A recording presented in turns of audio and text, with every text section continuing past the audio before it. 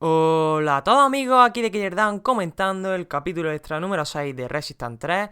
Si recordáis os dije que iba a traer todas las cinemáticas y todo lo que me faltaba, que era una serie de vídeos. Y bueno, pues para empezar, ahora yo en este capítulo voy a hablar poco, solamente os voy a enseñar la cinemática y todo eso. Así que os voy a empezar enseñando el prólogo, que se puede ver cómo llegó el virus quimera a la Tierra y cómo se empezó a infectar y todo eso. Y después veréis dos vídeos, uno de Haven y otro de Barco. Detrás son escenas detrás de las cámaras, empiezan a hablar los autores de cómo lo hicieron el juego, cómo pensaron esas escenas, cómo iban a ser más o menos. Lo malo es que está en inglés, está subtitulado, así que comprendo que muchos no lo queráis ver. Pero hay algunas imágenes que están bastante guapas, así que si queréis verlo, pues lo podéis poner a velocidad por 1,5, a velocidad con algo para ver las imágenes que os van a gustar bastante. Así que yo creo que ya no voy a hablar más en este episodio. Espero que os guste este vídeo, que lo botéis me gusta, favorito y hasta el próximo vídeo. Adiós.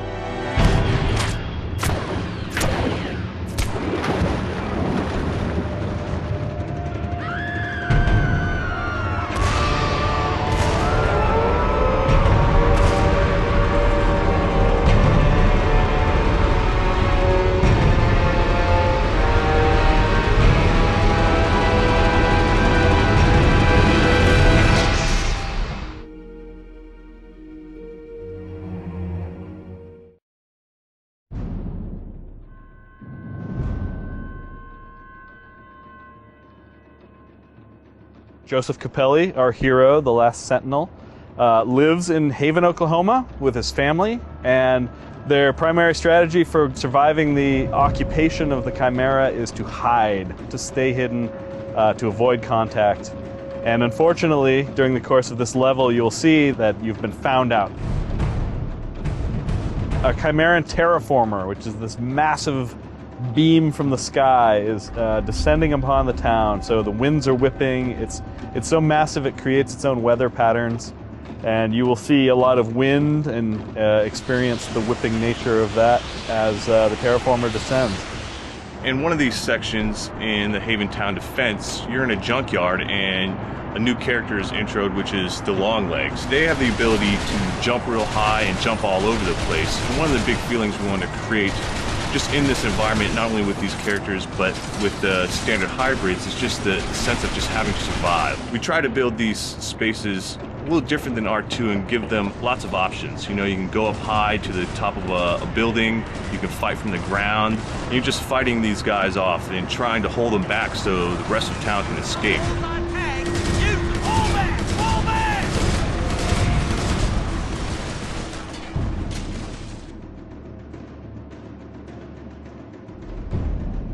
Beginning of the game, this is really the Wizard of Oz setup. This is the hurricane happening. They're just chasing you back to the center of town. You're fighting them off, and they're bringing in more drop ships, and it's just like the whole Chimeran force is just coming down on the player right then and there. You have a certain gaming paradigm involved when you're fighting those hybrids. You're looking for cover. You're trying to move from cover to cover to shoot these things that are trying to pin you down.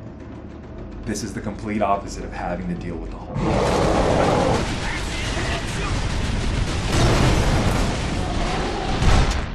Well, oftentimes it starts off with the designer coming up to me and telling me what their needs are. For this particular design, it was Cameron. So he would come to me and tell me what the gameplay is going to be like, the particular powers of it, and then I have to make that fit within the matrix of Chimeran lore and Chimeran design.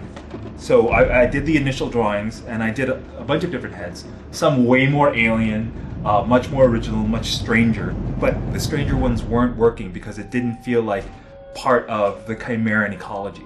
So I had to dial it back to what we had essentially, which is a giant Chimeran gorilla.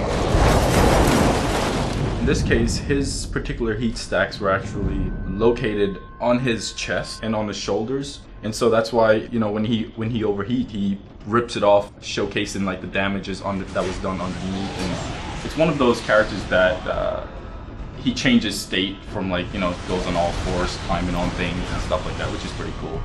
Not only did we want him smashing through the environment, a lot of his attacks are like fire-based air fuel attacks. So he has an air fuel grenade that he can launch out, and he can run and stand on top of buildings and fire a barrage of air fuel grenades out.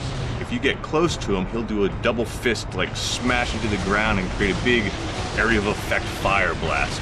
If the player gets close to the Hulk too, and like gets punched by the Hulk, you can get knocked into walls, into cars, and all kinds of stuff.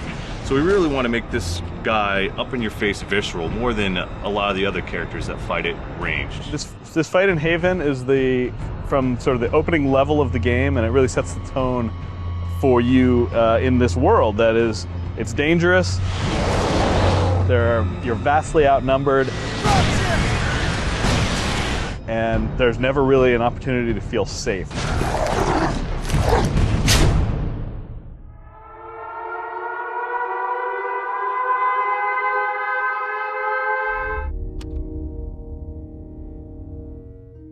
This is the first step in your journey from Haven, Oklahoma to New York, and as such we wanted to make it a mysterious aspect. Oh my God. We're all gonna die!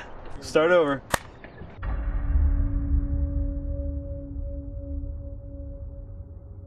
Our goal with the boat level was really, we wanted to have actual movement from place to place, actual traversal, since this is a journey game. The theme for Resistance 3 is actually that of kind of a buddy road movie. So we very secretively and very purposefully put bits of artwork in a level, whether it's an overpass, a gas station, a motel, things that you see and feel when you're on a road trip. Now in 2010 Safe America. And our goal was to make this, since it's the beginning of the journey, make it really mysterious and kind of take the player through a ride where they would experience kind of environmental storytelling to a level that we really can't do when players are just running through. Look, Joseph, straight ahead. The boat level in Resistance 3 has a couple of responsibilities. The responsibility of describing the spaces between the more static levels that you visit. And so after they leave Haven, they come across a boat and they start traveling on a river, and they run into kind of the Mississippi, and they run into this town. Oddly enough, there is a town that would be great if it was underwater named Venice, right next to the mighty Mississippi. Yeah, so there's a wonderful little town named Venice. We actually thought about naming this town to Venice, but we thought that'd be too bad of a joke, but it matches perfectly. It's Wrightsburg, Missouri, which is a made-up town. It's definitely a change of pace because you've just gotten out of levels where it's crazy, intense combat, so it's like, take a breather and like give you time to take in the surroundings. So this is your first time out of Haven, sort of seeing what the states look like after, Chimeran occupation. It's based a little bit on Louisville because of just all the reference I took from there. In the Resistance 3 boat level, we actually have this huge climactic bridge crunching sequence that was kind of a technical challenge. We wanted to make sure the bridges felt right, looked right. So she went on location and took some pretty fantastic pictures of the underside of this famous bridge where she's from. The environmental storytelling was really important to us. Right off the bat, Craig Goodman, one of our environment leads, really took charge and just started coming up with this elaborate backstory about this town that had been had been evacuated. We also wanted you to feel lost and sad because we are in a ruined America. And the most optimistic moment in a year is just before Christmas. Because it really sort of ties it back to like humanity and the sense of humanity and what was once normal and is now like overrun. And you pick up on this as you go through the town, and it has a lot of character. And there is something there. You can feel this kind of history. One of the really cool things about this backstory is the fact that it resonates and kind of supports the kind of meta story that R3 tells. And that is a group of survivors kind of following them on a almost day-to-day basis as they exist in this fallen apocalyptic world. And so that kind of story, that kind of feeling of this being a real place, really allowed us all to gel around and make decisions as the level progressed, and to make it feel like a home that people had lived in, and a home that is now lost.